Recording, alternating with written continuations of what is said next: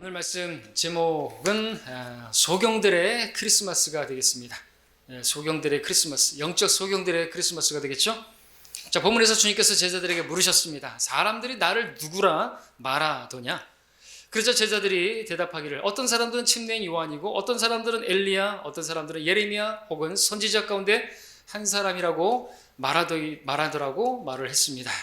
그러자 주님께서 그들에게 말씀하셨죠. 그러면 너희는 나를 누구라 말하느냐? 자, 주님께서 이 제자들에게 하신 질문, 너무나도 중요한, 또 모든 사람들에게 가장 중요한, 생에 반드시 이 질문에 답을 할 수 있어야 하는 그런 질문이죠. 이 질문에 답을 할 수 있는 사람이라면 진정 복 있는 사람이 아닐 수가 없을 것입니다.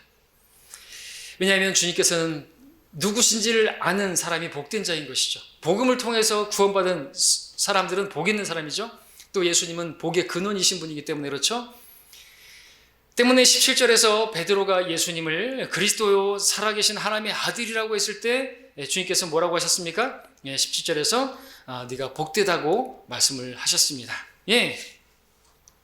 자, 요즘 우리는 주변에서 크리스마스 시즌이라고 크리스마스 관련된 것들을 쉽게 볼 수가 있습니다. 제가 교회를 오가다 보면은 이제 광주 송정역에 어김없이 대형 크리스마스 트리가 서 있는 것을 보게 됩니다.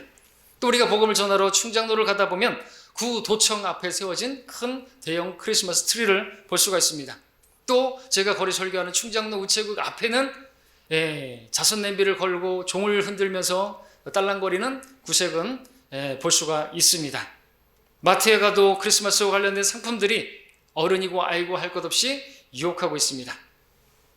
자, 그런데 이렇게 온통 주변을 보게 되면 크리스마스 분위기를 볼 수 있고 또 교회들에는 또 그렇게 추리를 많이 걸어놓고 하는데 그렇게 사람들이 크리스마스를 이야기하고 즐기는데 정작 크리스마스가 무엇인지 알지 못하는 그런 사람들이 많이 있는 것을 보게 됩니다. 사실 크리스마스 우리가 아는 것처럼 예수님의 탄생일과 아무런 상관이 없습니다. 그것은 태양신 숭배 날이죠. 고대 바빌론의 축제일인데 그것을 로마 카톨릭이 기독교화한 것뿐인 것입니다. 기독교로 개종시키기 위해서 그것을 써먹은 것뿐이죠. 자, 불신자들이 이런 내용까지는 모른다 하더라도 어처구니 없는 것은 그들이 크리스마스라고 좋아하고 흥분하고 하면서 정작 예수님에 대해서는 아무것도 아는 바가 없다는 것이 참 아이러니한 일이 알 수가 없습니다. 예전에 한 설문조사에서 크리스마스 하면 떠오르는 것이 무엇이냐라고 했을 때 1위가 뭐예요? 산타클로스, 2위가 크리스마스 트리, 3위가 루돌프 사슴고, 4위가 크리스마스 선물, 5위가 화이트 크리스마스. 이딴 것들이었습니다. 그러니까 크리스마스라고 하면서 예수님은 5위권 안에 들어있지도 않아요. 10위권 밖에 있었습니다. 놀랍지 않습니까? 예수님께서 그렇게 말을 하는 사람들에게 너희는 나를 누구라 말하느냐라고 똑같이 물으신다면 그들은 뭐라고 말할까요? 오늘 본문에서 어떤 사람들은 침례인 요한이요, 엘리야요, 예레미야요, 어떤 선지자라고 말을 했는데 오늘날 사람들에게 물어보면 그들은 뭐라고 대답할까요? 예수님을 누구라고 대답할까요? 4대 성인 중에 하나라고 말하든지 이웃사랑을 실천한 성자라든지 이스라엘의 어떤 혁명가 이 정도로 이야기하지 않겠습니까? 실제로 그렇게 말하지 않습니까? 특별히 많은 사람들이 이야기하는 4대 성인 중에 하나라고 말하는 이유는 뭡니까? 학교 교과서에도 나오기 때문에 여러분들도 어렸을 때 배웠죠? 자, 근데 4대 성인 중에 하나다. 예수님께서 근데 4대 성인 중에 한 분 정도밖에 안 되는 것입니까? 그 4대 성인에는 예수님 말고 또 누가 있는 것입니까? 공자, 맹자? 아니요, 공자, 석가, 그리고 소크라테스. 근데 지금 소크라테스 대신에 마음에 또 이렇게 넣을 수 있다 이렇게 돼 있더만요. 근데 제가 배울 때만 해도 예수님 그리고 석가모니 그 다음에 누구예요? 부처 그리고 소크라테스 이렇게 예수님을 그 셋과 나란히 놓고 있다라는 것입니다. 그런데 이 세 사람이 사람들인데도 불구하고 예수님과 함께 4대 성인이다? 말도 안 되는 것이죠. 자, 그러면 첫 번째 우리가 한번 얘기해 보죠. 소크라테스가 누구죠? 소크라테스 성자라고요? 성자가 아니라 동성애자예요. 사실 성자가 아니라 동성애자. 성자는 성자네요. 자신이 쓴 책에다 그렇게 써놨습니다. 그리고 그 책에서는 자기가 늘 디몬과 교제한다고 또 디몬의 음성을 통해서 지혜를 얻는다고 말을 하는데 디몬이 아니라 다이몬이라고 되어 있는데 이게 헬라어 신약 성경에서 다이몬은 헬라어로 다이몬이죠. 그 그리스 그 철학 소크라테스 그들이 쓰고 있는 다이몬, 그것이 영어로는 디몬으로 음역한 것인데 그것이 개역 성경에는 또 그걸 귀신이라고 번역을 하고 말았죠. 데블 이것은 마귀고 디몬도 사실 귀신이 아니라 마귀인데 데빌은 마귀로 디몬은 음역한 거를 다이몬을 음역한 디몬을 귀신이라고 번역하면서 오늘날 여러분 아시는 것처럼 많은 은사주의 위초설 이재롱 이런 사람들이 귀신 쫓는다고 그렇게 하는데 이 단어 때문에 그렇게 헛짓을 하고 있는 많은 사람들이 있는 것이죠. 그런 교회에 또 많이 가는 것이에요. 전설의 고향을 많이 본 사람들이 거기 가는 것이죠. 귀신 쫓아낸다고. 잘못된 것입니다. 그런데 그러한 다이몬의 음성을 듣고 지혜를 배웠다.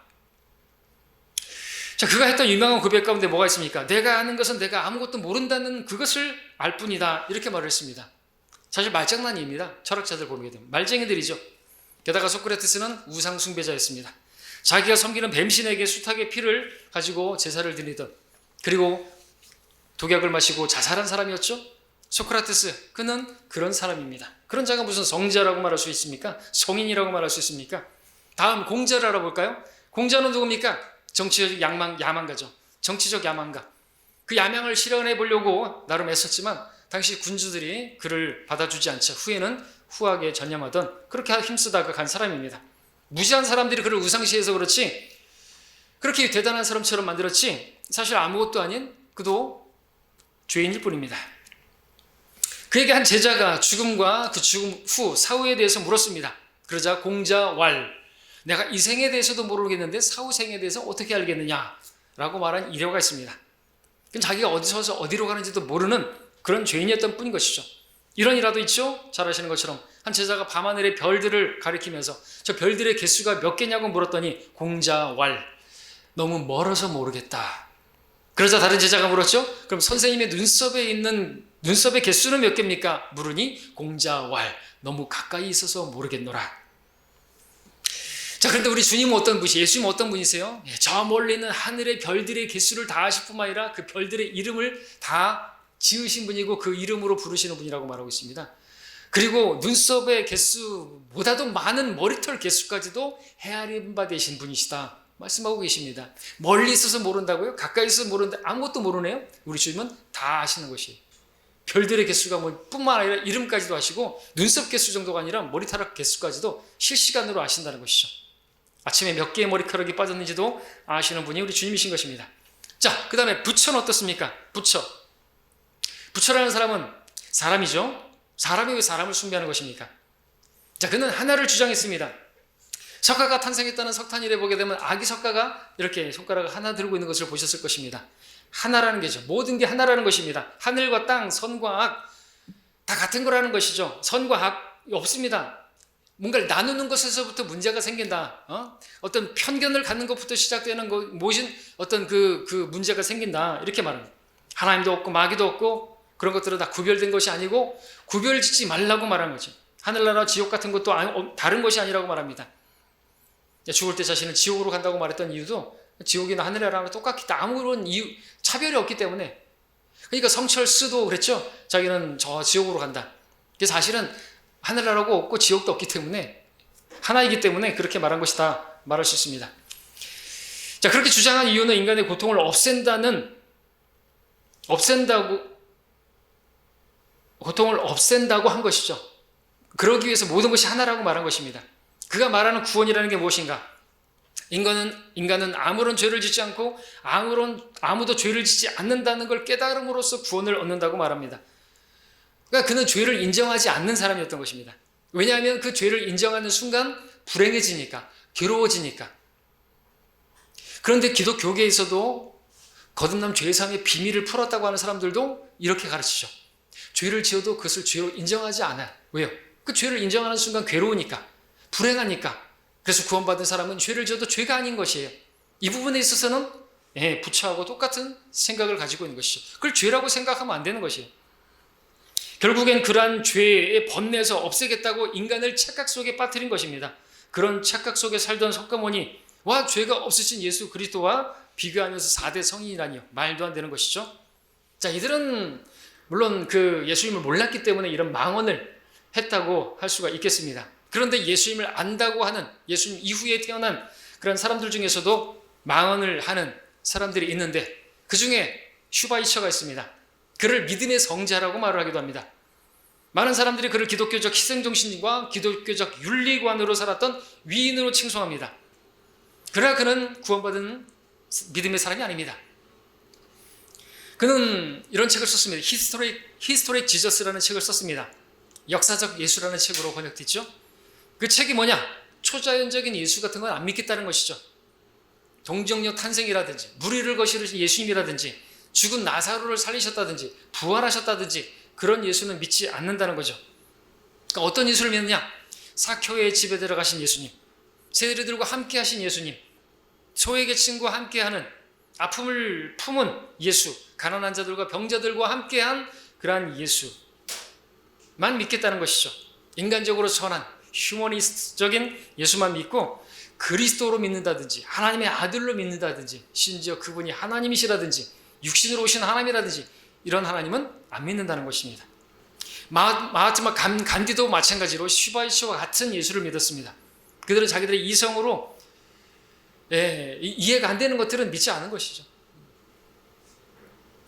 그들은 예수님이 누구신지를 모르는 자들이었습니다. 한국에 도올 김영옥이라는 자가 있습니다. 철학가죠. 근데 그는 순복음 신학대학을 장학금을 받으면서 우등생으로 졸업한 사람입니다. 장학생으로 졸업한 사람입니다.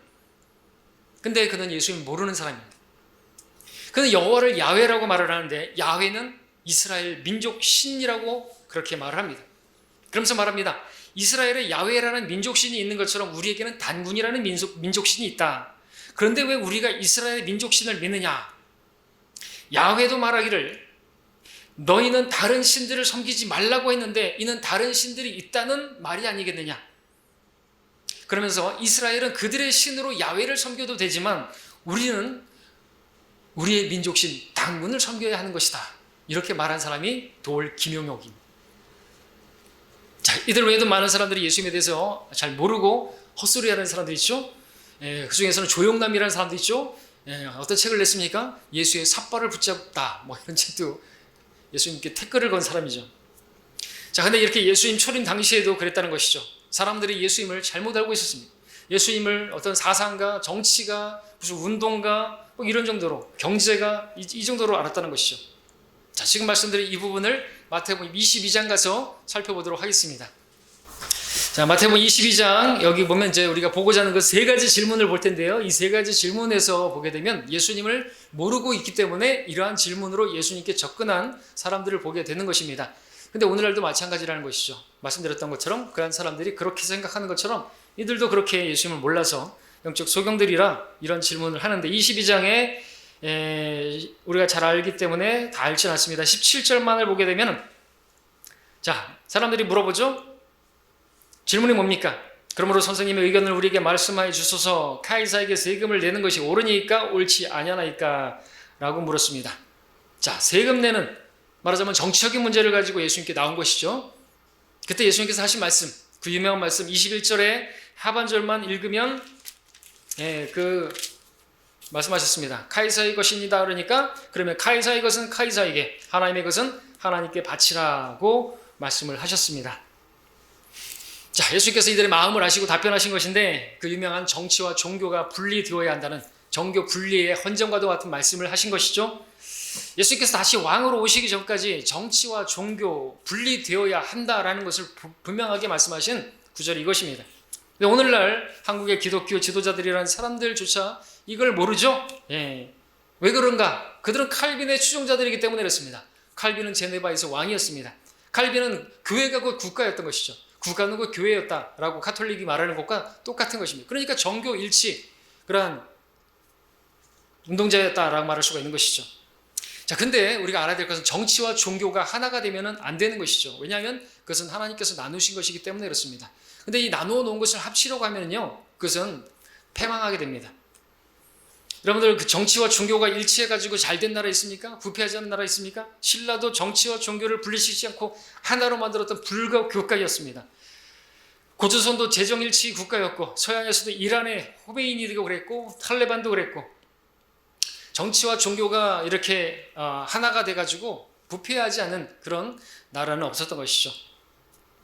자, 근데 말씀드리고자 하는 핵심은 그런 게 아니고 예수님은 정치가도 아니신데 정치적인 문제를 가지고 나왔다라는 것입니다. 정치와 종교가 분리가 되어야 되는데 오늘날도 어떤 사람들은 종교인들이 자꾸만 정치에 참여를 하려고 한다고 하는 것이죠. 그건 중이 정치에 참여하려고 하고 중이 정치에 대해서 얘기하는 것이나 다를 바가 없는 것이라고 말할 수가 있는 것입니다. 두 번째 질문을 볼까요? 우리 23절부터 28절까지 내용인데 여러분이 아시는 것처럼 사두개인이 예수님께 부활에 관한 문제를 가지고 나오는 것을 보게 됩니다. 7명의 형제가 있는데 형이 씨 없이 그렇게 죽었어요. 그 형수를 그 동생이 취해서 씨 없이 근데 또 그렇게 해서 7가지 그렇게 그 형수를 취했는데 부활 때에는 그 형수는 그 여인은 누구의 아내가 되겠냐라고 하는 이런 말도 안 되는 회귀망측한 그런 질문을 가지고 오는 것입니다. 이들은 부활을 믿지 않는 사람들이었죠. 예수님의 답변은 무엇입니까? 29절, 23, 30절에서 예수께서 대답하여 그들에게 말씀하시기를 너희가 성경도 하나님의 능력도 모름으로 오해하고 있도다. 부활 때에는 그들이 장가도 시집도 가지 아니하고 하늘에 있는 하나님의 천사들과 같으니라 말씀하셨습니다. 자, 이 사두개인들은 하늘의 천사들이 그러니까 우리가 부활할 때는 우리가 하늘의 천사들과 같이 다 남성이 된다는 것을 몰랐던 것이죠. 자, 중요한 것은 이들이 지금 근데 어떻게 보면은 사회적인 윤리적으로 맞지 않는 그러니까 하나님 말씀에서 자기들이 이거는 윤리적으로 맞지 않지 않느냐라는 그런 것들을 가지고 그러니까 자기들의 이성에 양심의 호소에서 맞지 않는다라고 판단한 거예요. 그런 걸 믿지 않는 것이 영지주의 또 이런 도올 김용옥이라든지 슈바이처라든지 간디라든지 이런 사람들과 같은 생각을 가진 거예요. 역사적 예수는 믿고 인간 예수는 믿어도 초자연적인 예수나 이런 걸 안 믿는다. 그죠? 부활 같은 거 안 믿는 것이 이런 사람들이 사두개인이었단 말이죠. 자기들이 봤을 때 어떻게 만약에 부활한다면 그러면 가가지고 누구의 아내가 됩니까? 이게 말이 안 되잖아요. 윤리적으로 문제가 있는 거죠. 사회적으로 문제가 있는 것이 아니겠느냐 따졌다는 것이죠. 어떻게 형의 씨를 위해서 동생이 그 형수를 취하느냐? 부활하면 형수는 누구의 아내가 되느냐? 복잡하지 않느냐?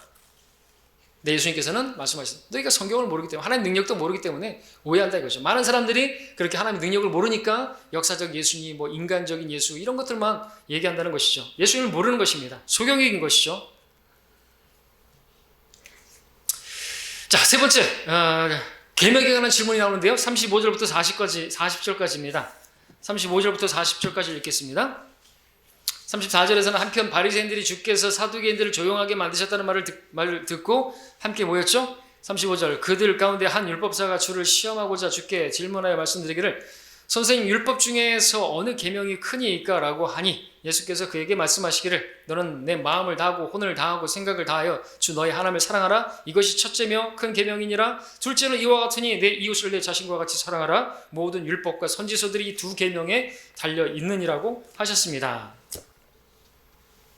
자, 주님께서는 모든 계명이 사실 그 율법의 하나님의 모든 계명이 10계명부터 시작해서 다 그것은 하나님을 사랑하라는 것이고 또 그 하나님을 사랑하는 그 사랑에서 나오는 사랑으로 이웃을 사랑하고 그러니까 모든 그 하나님 말씀을 사랑으로 행하라고 하는 것을 말씀해 주셨습니다. 계명의 목적은 사랑이라고 말하는 것처럼 그렇게 사랑으로 행해야 된다는 것이죠. 자, 근데 사람들은 이제 말합니다. 율법 중에서 어느 계명이 크니까? 오늘날 하나님 사랑보다 이웃 사랑을 더 이야기하는 것을 보죠. 역시나 인본주의입니다. 라오디케아 시대입니다. 사람들은 오늘날 하나님을 사랑하는 것 없이 이웃 사랑을 외치고 있습니다. 로마 카톨릭은 하나님께 영광은 제껴놓고 땅 위에는 평화, 사람들에게 호의로다만 외치고 있고 그렇습니다. 구세군 교회가 하는 게 뭡니까? 구세군 교회가 교회입니까? 1년에 한 번 크리스마스 시즌만 되면 냄비 걸어놓고 불이웃을 도웁시다. 윌리엄 장군, 부스 장군은 그런 일 하지 않았습니다. 그대는 어린 양의 피로 깨끗하게 되었느냐? 그것을 외치면서 북치면서 사람들에게 어린 양 예수님을 전했던 것이죠. 자, 지금 제가 이런 말씀을 드리는 이유는 이런 말씀을 보는 이유는 이 세 질문만 보더라도 사람들의 관심은 어디에 있는 것입니까? 예수님 앞에 두고 예수님을 어떤 정치적인 문제로, 사회적인 문제로, 경제적인 문제로 이웃도 돌봐줘야 된다. 그런 사회적인, 윤리적인 그런 관심이 거기 있다라는 거죠. 관심이 거기 있어요. 그래서 예수님께 나올 때도 그걸 가지고 나왔습니다. 근데 하나님께서 보실 때는 그런 것이 중요한 게 아닌 것입니다. 하나님께서는 오늘 사람들이 예수님이 누구신지 아는 것에 관심이 있으십니다. 예수님께서 그들의 주와 구주가 되신다는 것을 아는 데 관심이 있으신 것이죠.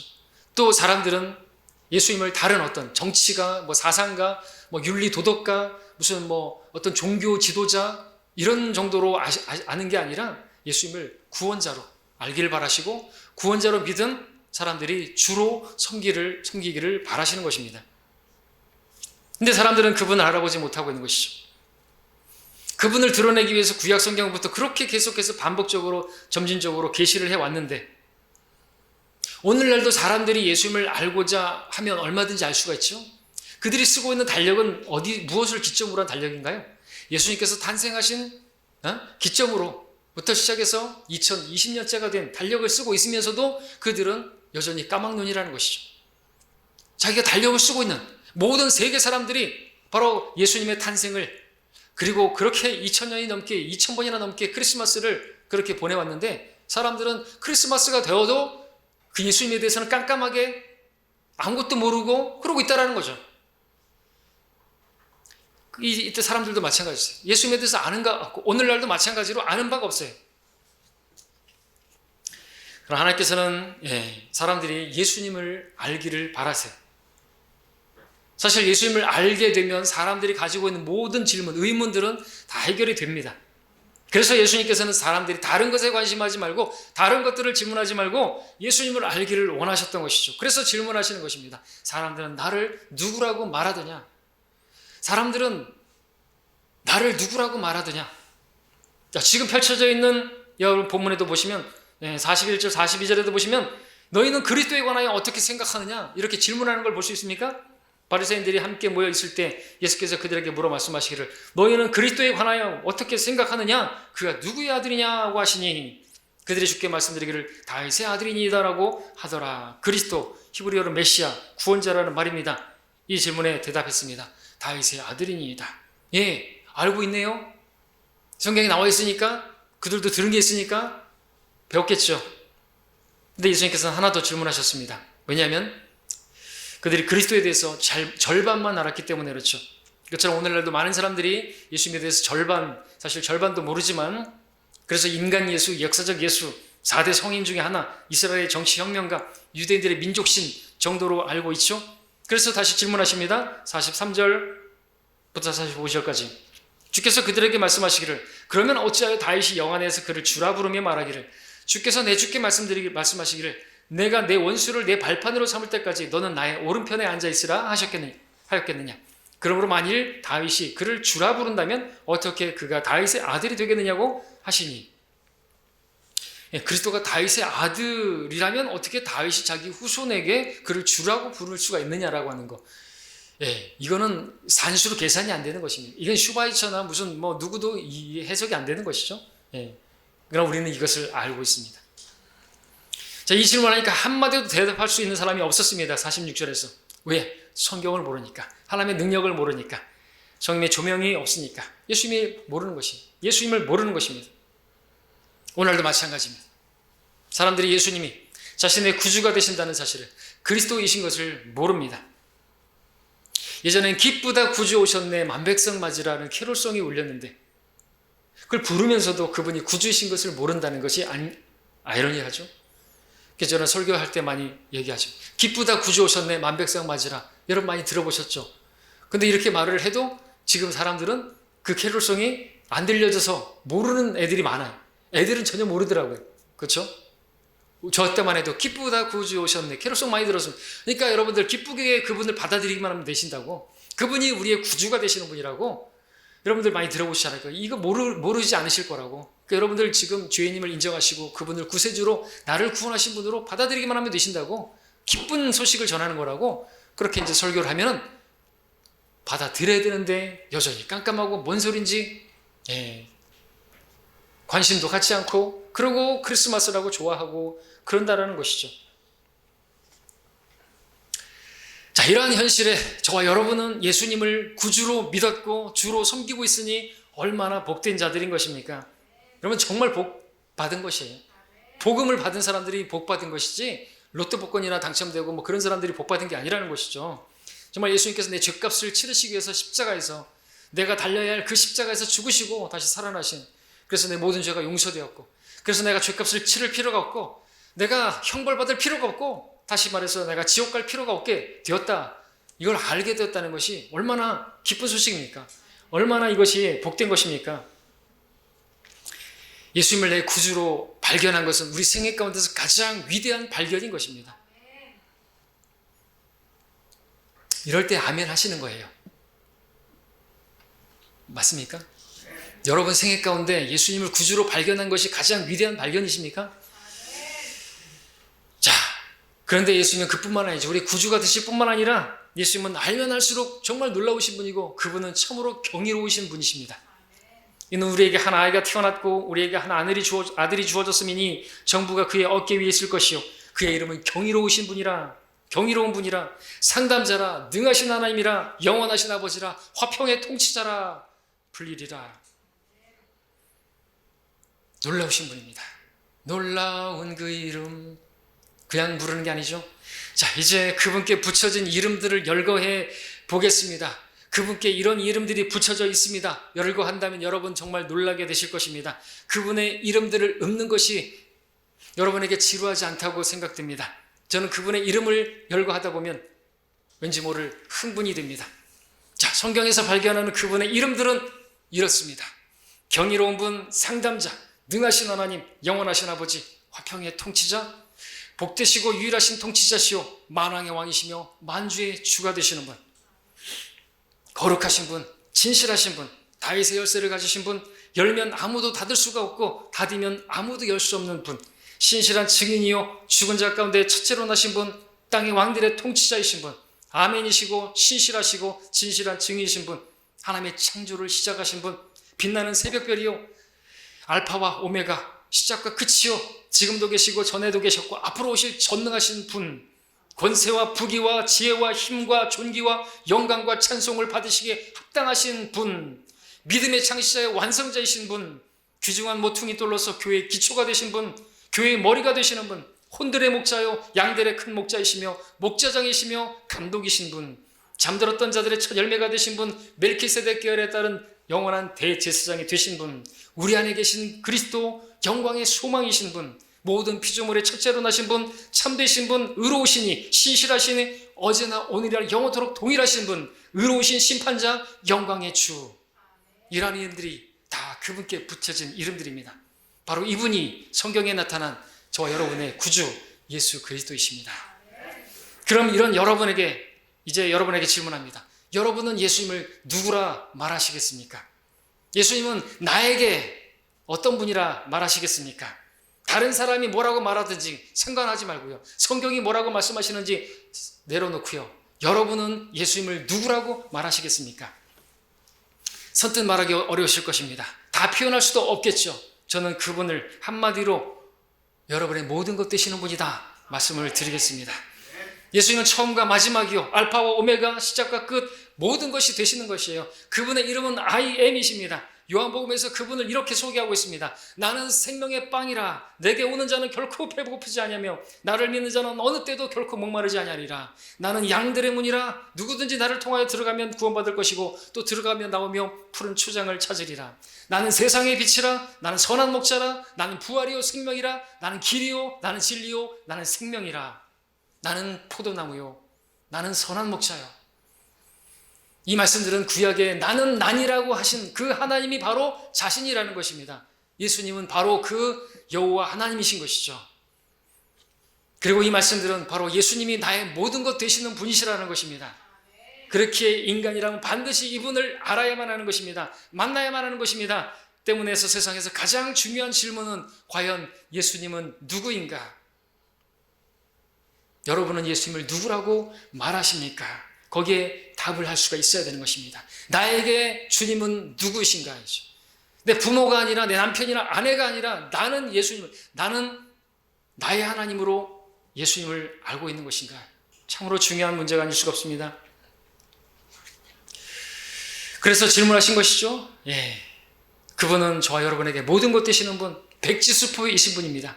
우리가 필요로 할 때 거기다가 예수님을 쓰면 다 되는 것입니다. 위로가 필요합니다. 예, 주님이십니다. 주님은 위로자시죠. 힘이 필요합니다. 나다. 나의 힘이신 주여.